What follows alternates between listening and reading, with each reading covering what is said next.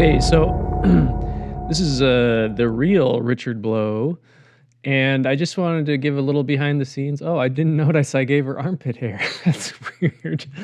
I just wanted to talk a little bit about my um, my mentality going into character creation because there's a lot of hype around like Unreal metahumans, which I don't like. I don't knock creators for using the tools they got to use, but I think it's so much more interesting to try to create your characters. There's a lot of complaints about video game characters becoming more and more ugly.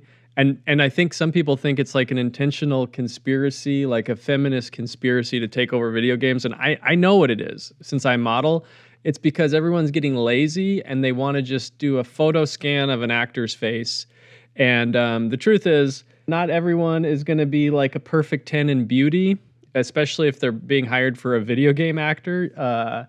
So you're getting like B-level actors at most, playing. So anyways, I don't think it's a conspiracy. I think it's there was like hype to like, hey, look how cool, we can just scan these actors' faces. And now that it's just kind of laziness. Like they probably don't hire artists to try to make somebody realistic because this is so much work. So yeah, this character, I've just been practicing trying to get anatomy correct.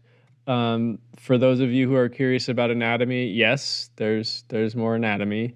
But the reason I like doing it the hard way is I've been a big fan of, I was pretty young when the first Silent Hill came out. I wasn't that young. I mean, I was basically in middle school, and the FMVs, the full motion videos, so the pre-rendered cutscenes, I think looked amazing. And then I was in high school when Silent Hill 2 came out. I could barely even play that game because it was too scary to play alone. I did beat it, though, when my cousin was around, and I was like, what was that game about? But again, the FMV cutscenes looked incredible, and I think the reason why those cutscenes still hold up today is because the lead artist handcrafted those characters. He didn't just scan some actor's face. He made like archetypes. Like James is an archetypical character. He's like the archetypical lonely man dude or guilty man. And I think that's what gives it so much power. With the remake, they scanned real actors' faces. And so you become the characters are no longer like representational of this idea of a person.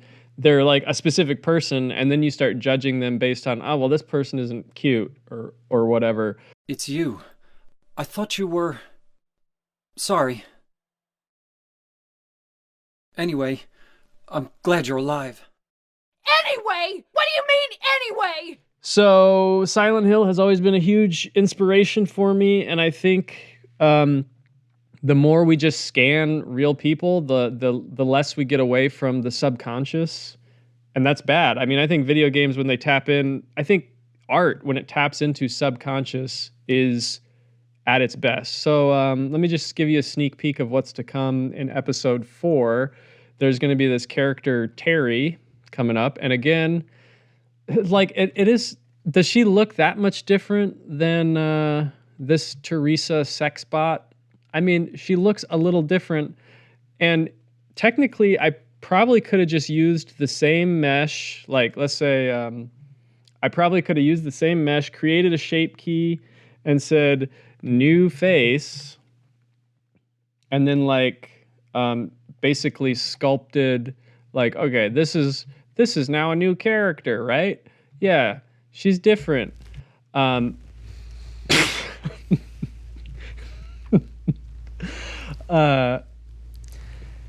just wanted to tell you it was a really great set. Okay, I guess that works great. So maybe from now on, I'm not going to do the hard work. But my point is, I started from scratch with this lady. I could have just reused the same model and then, done that and like, oh, I got a new person.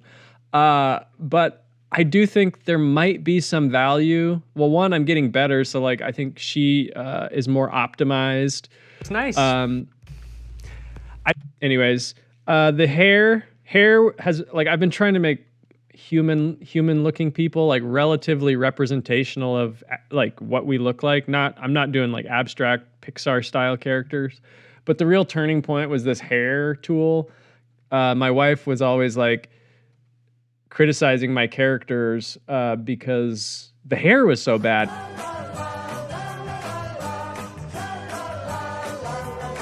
Finally, I found a tool that not only has decent looking hair, but it also I just wanted it also adds this jiggle. to tell you it was a And it comes with a bunch of presets, and then you can tweak the presets. If you want to make custom hair, it's actually not that user friendly. And I tried to learn, but it's like you got too many things to learn. So sometimes it's easy just to use the presets.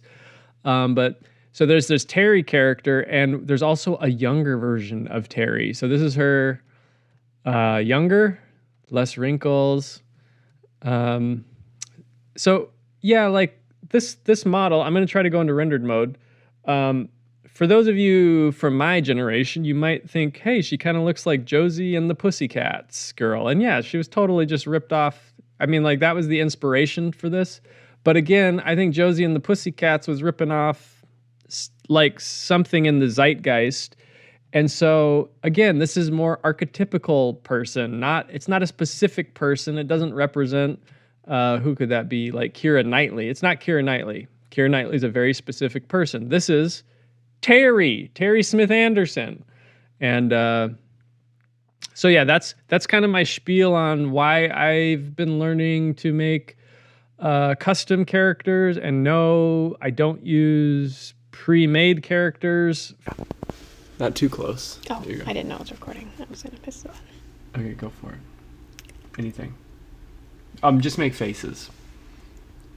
Smile, frown, look scared, look really happy, and look around just with your eyes. Okay. And I hope you found this interesting.